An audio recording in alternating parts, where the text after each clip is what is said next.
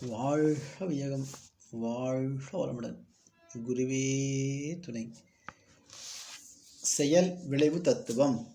உடல் மன ஆற்றல்களை இயக்க ஆற்றல்களுக்கு உட்படுத்தியும் ஒத்தும் செயல்படுத்தினால் பேரறிவையும் பேராற்றலையும் இயல்பாக கொண்ட இயற்கையானது உறுதுணையாகவும் பாதுகாப்பாகவும் வழிநடத்தியாகவும் வெற்றி மற்றும் மகிழ்ச்சி அளிப்பதாகவும் அமையும் என்பதே வாழ்வின் பயன்களை ஆழ்ந்து சிந்தித்து கண்ட தெளிவாகும்.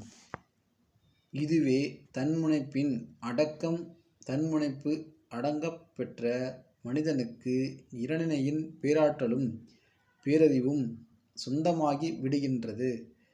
இந்த உண்மையினை பேரறிஞர் வள்ளுவர் பெருந்தகை எவ்வாறு உணர்த்தியிருக்கிறார் என்று அவர் அருளியுள்ள ஒரு குறளின் மூலம் உணரலாம்.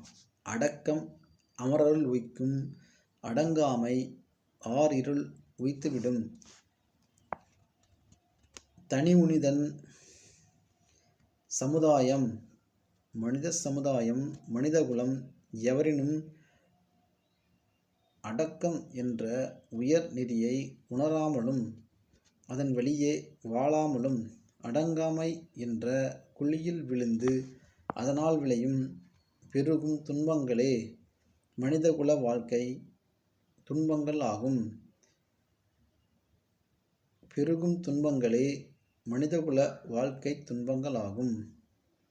இயற்கை நியதியை அறியாமலோ அலட்சியம் செய்தோ உணர்ச்சி வயப்பட்டோ மனிதன் செயலாற்றும் போது ஏற்படும் விளைவுகள் தான் துன்பங்கள், பொருளழிப்பு, ஏழ்மை, நோய்கள், உயிரிழப்பு, அகால மரணம் ஆகிய அனைத்து கேடுகளும் ஆகும். செயல் விளைவு தத்துவத்தில் முதல் பாடமாகும்.